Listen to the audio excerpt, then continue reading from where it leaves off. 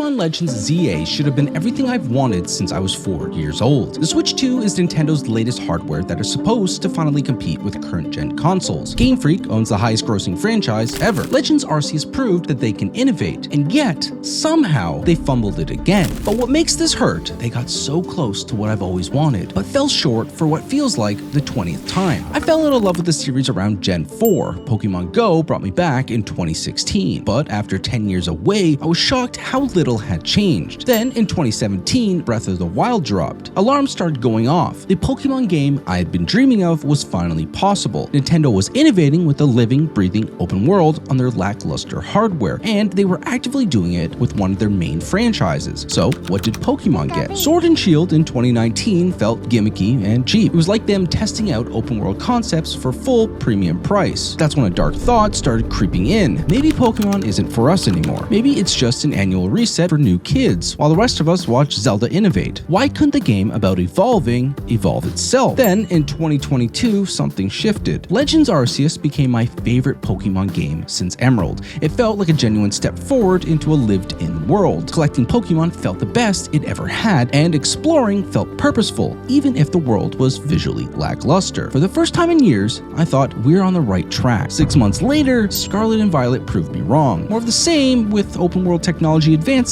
at a snail's pace. And then 6 months after that, Tears of the Kingdom dropped. Zelda innovated again on the same hardware. Now it's 2025. The Switch 2 is marketed as a competitor to current-gen consoles, and we get Pokémon Legends Z-A, the sequel to my favorite Pokémon game in 15 years, from the most profitable franchise in history, on hardware that can finally handle their ambitions. This should be the Pokémon moment. I want to say this up front, I am not here to rage bait. I'm a lifelong fan who wants to see this series evolve. Z-A does some genuinely interesting things and has moments straight out of the anime, but the negatives, the price tag, and the fact that it's 2025 on next-gen hardware, these cast a massive shadow and need to be discussed. But what seems like another tech demo from a company printing money annually, yet lacking the ability to lock down technology every other AAA studio mastered a decade ago.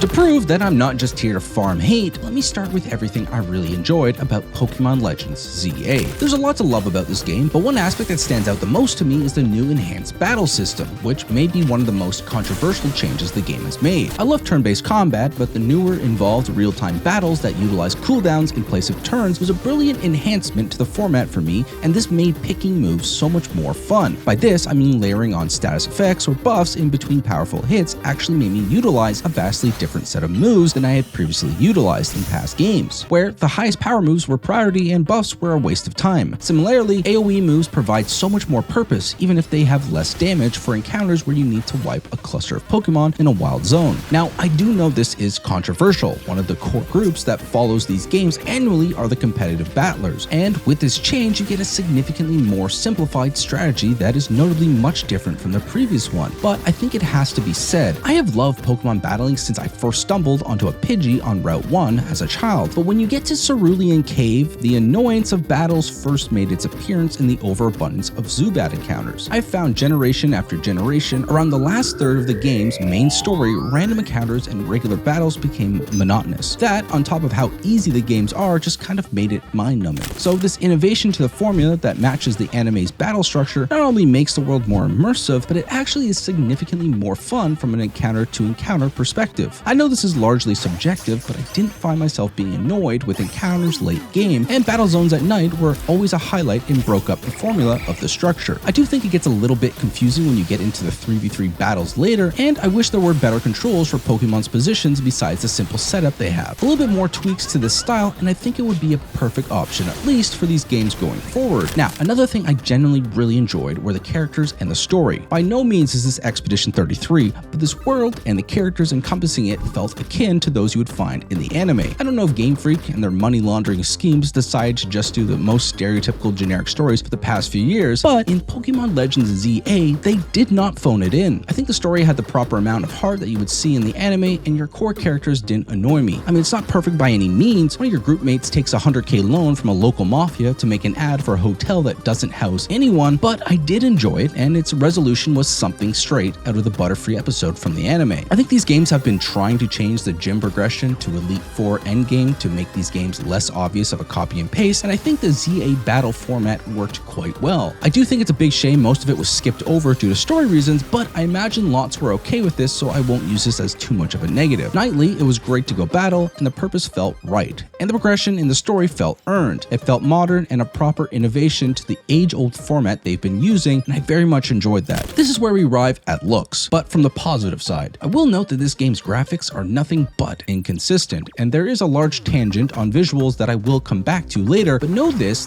game will randomly have pretty good animation sequences, then go to a segment where it's completely phoned in. Character intros or specific interactions are straight up great for the Pokemon series. They bring these characters and world to life and takes you out of the basic sprite animation schemes they've clung to for years, but then they go back to the classic bare minimum effort. I bring this up because these strong animation elements and even some elements of finally making Pokemon seem to interact with the worlds in tangible ways, like Skarmory actually landing or animations for moves that aren't just the same 3 frames of movement for 10 different types of moves. It actually shows some form of growth that the game should have had a few generations back, but are only slightly pushing it forward now. And these upgrades are inconsistent. You see one in one moment and it's gone the next. The world design also is surprising for what it is. I went into these games with low hopes for the world and the exploration aspect. I didn't fully hate the choice because, if we're being honest, their open worlds have been very lackluster from an exploration perspective since the collectibles haven't been that exciting and the worlds are essentially the wrong size PNGs copy and pasted over sloping surfaces and sold as a world. Now, that hasn't changed in Legends Z-A. Arguably, it got worse from what I've seen from the beat 'em ups video on it. I do think the way they laid out the city and the world felt to have more purpose, and exploration did have some aspects of intrigue than it ever previously had. This still has the city from the 2000 Spider-Man game, but the side quests, district setups, and parkour liven it up a bit, and the growing amount of wild zones and battle zones at night were quite a fun change of pace. The side quests for a majority are pretty mid, but there are some that bring out the world that I would like to see more of, and I'd rather have them than not. The different districts made different parts of the city feel entirely their own and allowed me to keep my sanity as I reached 30+ hours for my game completion. Now, something that I originally thought was quite gimmicky and stupid but grew to enjoy it was the parkour structures throughout the city. These can be ignored and not be interacted with at all, minus 2 missions,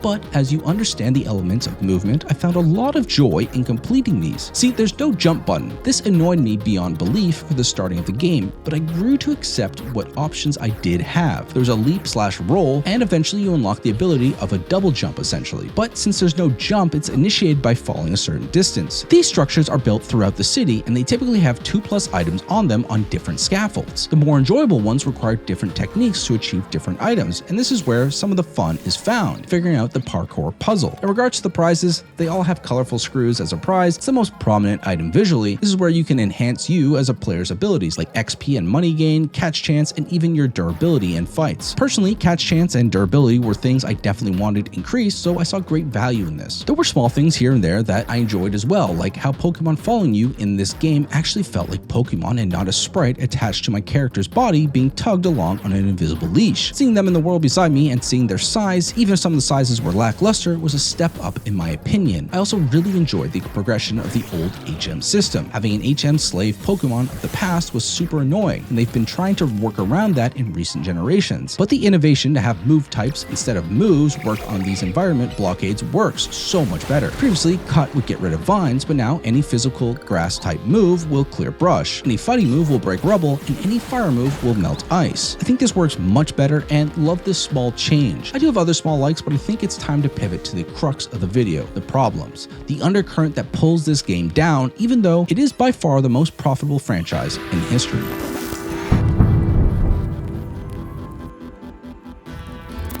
I think before I go over the negatives, I need to set up the proper context for why these negatives bother me so much. So let's talk about the financials of Pokemon. You've probably heard 2 things. That 1, the Pokemon franchise is the most prosperous franchise ever. And 2, the game's revenue makes up less than 20% of their annual revenue. Most comes from merchandise, cards, and licensing. Remember this for later. Now, there was a recent insider leak of financials, and a lot of Nintendo's private info was leaked, some of which involved development costs for Pokemon games. For example, it was reported that Legends Z-A costs about $13 million when converted to the US dollar. The game is selling for $59.99 USD and $69.99 for the Switch 2 variant. Early reports suggested they just needed to sell 200,000 units to make back their cost of development. They sold 5.8 million units on launch and are estimated to sell between 18 to 25 million units in the long term based on previous sales data. Breaking that down further, they grossed $377 million on launch and could see up to $1.6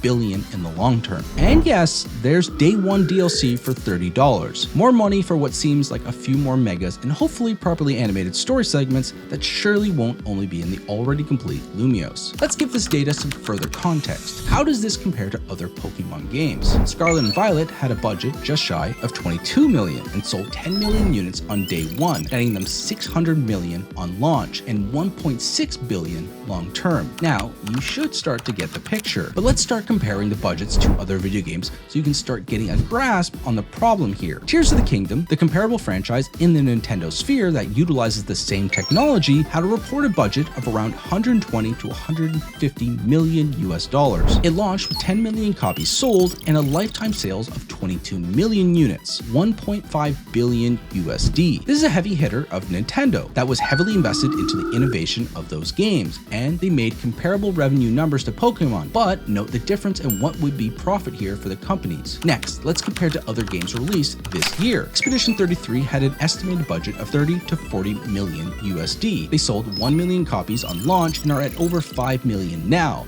with total sales of 250 million USD. Do note here, they do not charge full AAA price for their game. Now, one more example to really drive home my point, whether you like the game or not, Kingdom Come Deliverance 2 is beautiful, has a vast open world, thousands of hours of voice acting, and a deeply reactive world and AI built in a realistic recreation of this time period. I think this game is a feat just as much as Expedition 33, and KCD 2 was a 70-hour main campaign alone. It had a budget of $41 million and saw 1 million sales on day one and had 3 million units sold a few months later. At that point, it would have a $210 million gross. Warhorse Studios has about 250 employees. Game Freak over 200 employees, with the backing of the highest grossing media franchise in history. Yet, Warhorse invested a notable amount more per game. Now, these leak budgets are development costs only. According to execs who came out in panic after the leaks, they don't include marketing. So let's be generous and add $20 million for marketing. That brings Z-A to $33 million total. Just a reminder, Tears of the Kingdom is $120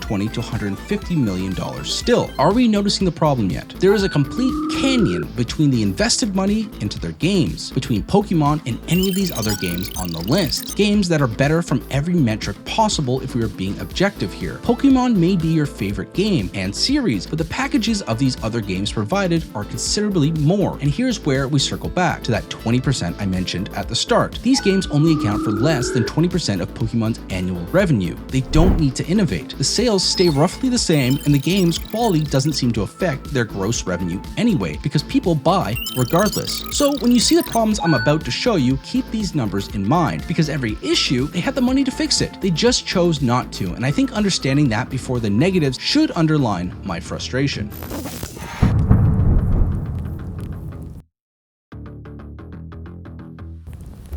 Now let's talk about where that $33 million clearly didn't go. Starting with the visuals. Lumiose City is legitimately a 2000 Spider-Man game. We're talking copy and pasted JPEGs on rectangle buildings. I'm not even exaggerating, the textures are flat images slapped onto boxes. And before you say, switch to limitations, remember, Tears of the Kingdom created a fully realized Hyrule with dynamic weather, physics, interactions, and no pop-in issues for $100 to $150 million for the Switch 1. Z-A can't even render pedestrians consistently on a single street without them popping in and out as you run past them. Here's what drives me crazy. The animations are superb in specific moments. I praised them earlier, but then you'll get a beautifully animated cutscene, then suddenly cuts to a black transition screen and your character reappears with a different expression and stiff keyframe movements. Some will defend this as a stylistic choice, but let's be honest here, that was done on 8-bit hardware because of technical limitations. This is a full-price game in 2025 on modern hardware. It's cost-cutting. And speaking of cost-cutting, disguised as creative of decisions, let's address the elephant in the room outside of visuals. There's no voice acting. Zero. Game Freak's official reasoning, twofold. One, it's too expensive and workload intensive for somewhat annualized games. Two, they want players to imagine the voices themselves.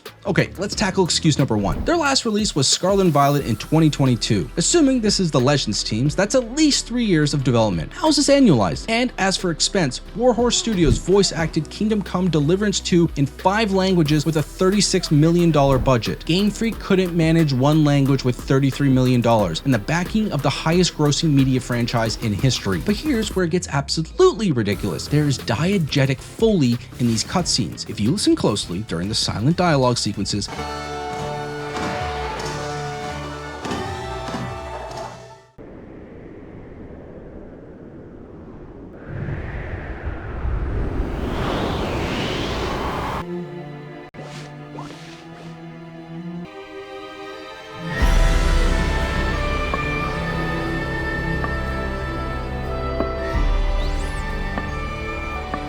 you can hear rustling, scraping, footsteps, specific environmental sounds, meaning they did put effort into layering these scenes cinematically. They recorded sound effects, they mixed audio tracks, but the dialogue track completely muted. It's like someone forgot to unmute that layer in the final export. And the cost cutting doesn't stop at audio. I've been frustrated for years that despite the lack of graphical focus on environments, Pokemon animations and variety would at least be excellent. This is the first game where they finally upgraded some Pokemon animations. Birds don't constantly fly anymore, which is great, but that bar is so low it's sad. When you spook a Pokemon, it doesn't run or flee, it just goes opacity 0 and disappears. The weirdest part by far to me is that when you defeat a Pokemon and let it escape after that, there is a dust animation for it to leave. We have a dig and fly animation already in the game. Why not configure those for escapes? It's such a small thing that would make the world feel alive. Alphas return in this game, and that's where most of the visual variety occurs. But outside of alphas, I haven't noticed size differences. The show and movies have depicted Pokemon with notable size variations for decades, but we only get it with alphas. Additionally, why are Pokemon that are supposed to be massive not that big? Onix is tiny. I get some can't be stupidly large for technical reasons, but Onix being small is just bizarre. A cramped animation for larger Pokemon in tight spaces would emphasize their scale, but that would require effort. The game tries to mimic the anime and feel like a real Pokeworld. You've got 5 Pokemon per wild zone, copy and pasted with essentially no variance. Slight visual differences, different patterns, colors, sizes beyond just alphas would make collecting so much more interesting and make the world feel diverse instead of repetitive. Which brings me to the world itself. 99% of NPCs in Lumio City are standing still. The odd one does move, but vehicles, they're just placeholders. They don't move either. This isn't a living, breathing city. You've got JPEG buildings and a population that doesn't move. I gave them credit for district variety and parkour, but when your entire setting is a city, you'd think they'd make it feel real and lived in. Instead, it feels like their previous iterations of towns just with some Pokemon scattered around. Wild zones are tiny and hold only a scarce few Pokemon, bunched with their own species and evolved variants. I get the logic, but it kills diversity and the immersion. Completing them takes no time, with harder ones only being difficult because you need to show up at night for exclusive variants. There are interesting areas like the sewers or hideouts, but these are momentary changes. I wish they were larger to give variety. This world lacks the lived-in feel that makes exploration rewarding. Shops are literally just menus at the door. The JPEG city, save a few restaurants and story locations, doesn't have interiors. No shops to walk into, no homes to explore. It adds to how bland this thing feels. Even loot is lackluster outside of screws. XP, consumables, proteins, zinc, none of this feels interesting. Pokeballs and consumables can be purchased easily with the abundant currency you get from night battles and rare materials you find casually walking around. This could be largely just a me thing, so let me know in the comments if you feel differently. It ruins a lot of the exploration fun and excitement when I see items. They're just not that interesting. And if the world feels shallow, the battles don't get much better than the notable innovation they made. 3v3 battles become muddy in group encounters. Battle controls are lackluster. I constantly attack the wrong Pokemon and get overwhelmed trying to reposition my team between 3 other monsters. I actually like Megas compared to the gimmicks they introduce each new generation. Silly crowns, Z-moves, whatever. Megas let favorite Pokemon get pseudo-evolutions, and they've actually stuck with the franchise, but 90% of the new Megas in this game look terrible. terrible. Starmie's is despicable. Barbaracle, Pyroar, and Phalanx are just peak laziness. And yes, this is subjective, but here's the objective problem. I was 10 levels higher than any trainer or wild Pokemon I faced throughout natural progression, using the same 6 Pokemon. No XP boost, no candy farming, but Mega encounters will one-shot your Pokemon unless you Mega Evolve, and even then, it's not safe. Here's my frustration. I had Greninja as my water type, but its Mega is locked behind endgame activities. Diggersby doesn't Mega Evolve at all, so 1/3 of my team was just useless for Mega encounters, especially with type effectiveness. I was getting one-shot constantly. This is emphasized in their story-based Mega encounters, which were essentially boss fights and were quite enjoyable for the most part. That was until it was a Mega that was countered by my 2 non-Mega evolving Mons. Credit where credit's due. TMs are infinite use and can be swapped easily. That's a quality of life improvement that should have been standard years ago, but the shallow design philosophy extends beyond battles. People don't typically see Pokemon as RPGs, but this game pretends to give you dialogue choices. Here's the problem. Your choices don't matter. You can select whatever option you want, but the dialogue that follows is exactly the same. Now, this would be fine in a typical linear story, but you'd think in a game that didn't want to invest in voice acting, they'd at least write different dialogue branches. That's not a massive technical challenge. The dialogue and characters are notably less cringe than usual Pokemon games. I'll give them that. But if choices actually change outcomes or NPC reactions, these bland, lifeless dialogue scenes might actually matter instead of being A-button mashing sequences. There are lots of shops with fashionable customization options, generally the best the series has offered, but remember, shops are just menus at the door. No interiors to explore, no NPCs to interact with inside. It's a window dressing on a hollow experience, which brings me to the core issue with all of this. I have no game development experience, but here's what I can't wrap my head around. Game Freak has a longer development cycles now with different teams working on different games. Legends Z-A had at least 3 years. You'd think with that time, the backing of the highest grossing media franchise in history and modern hardware, we'd see notable quality increase generation over generation. But from my experience, the generation upgrades don't seem that notable. Small tests with new formulas, a new battle system here, sparse animation upgrades there, the rest, copy and paste of previous games in a new setting. The setting frankly resembles environments from a few generations ago. We're not seeing really any innovation at the rate these games should be. Remember these numbers from earlier? $13 million of development budget, $1.6 billion in sales revenue from Scarlet and Violet alone. Tears of the Kingdom invested $100 to $150 million, and it shows in every frame, and that was made for the Switch 1. This is supposed to be one of their console sellers for the Switch 2. So if the excuse is they had to accommodate both consoles and we're not getting the quality we deserve, fine. Or that the Legend series is just filler while the main series cooks, okay, then don't charge full price for this. You don't get to charge full AAA price for a game you clearly didn't invest AAA money into. Also, have you seen how bad this thing looks on Switch 1? It's diabolical. Which brings us to the uncomfortable truth.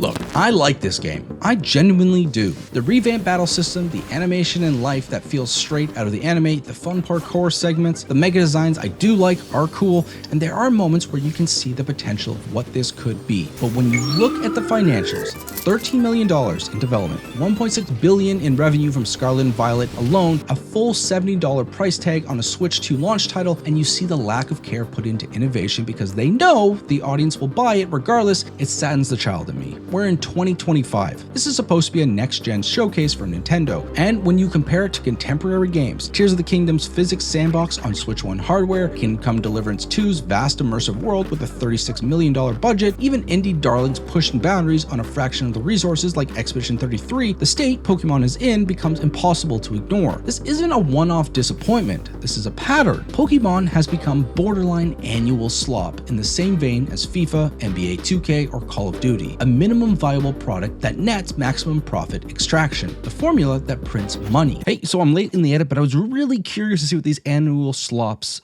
development costs were. Turns out the FIFA and 2K games have at least $100 million alone annually for their licensing. It's why FIFA, the name, was dropped, and Call of Duty's development budgets are stupidly high. So it's just a Pokemon issue.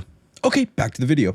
It's unfortunate, but that inkling of hope is still there. Those small bits of innovation each gen, the least they can give, makes me go, well, next time's gotta be the one. I still have hope for the game I've been dreaming of since I was a child, the one I wished for as a young kid. A Pokemon game with the budget, time, and care it should get. A game that treats this world and its fans with the reverence they've earned. But at this rate, I may be an old man before we see the proper investment the series needs to ascend out of this cycle. I yearn for Pokemon's Breath of the Wild moment. If you look at Nintendo's track record of big moments for its properties, Mario has had 2 shining modern moments. Zelda has had 2. Even Donkey Kong just got its big one. But maybe because Nintendo doesn't outright own Pokemon, this moment is not pushed for, and we are drip-fed innovations at a snail's pace. I think it's safe to say this game is fun, even a great time, but for the price and lack of quality for where the series is at after nearly 30 years running, it's a sad state. I don't mean to come off as a hater, it's just sad to see Pokemon not pushing their property forward at a pace it should be. So much so that others have taken the reins and are doing it for you. I never thought I'd see the day where Digimon made the better product by a landslide, and a mean game with Pokemon-like creatures with machine guns does a lot of stuff better. So much so they're getting sued for it. Surely the next game will be the one. Hey, I didn't mean to leave this off so depressing, but if you enjoyed the view, leave a like or subscribe for more content like this. Check out my last review for a game that mixes Zelda with Animal Crossing into a surprisingly good time, or check out my next video where I go back to No Man's Sky nearly 10 years after I bought a PS4 to play it, only to find out it was all a lie. Until next time, my name is EasyBreak. Toodaloo.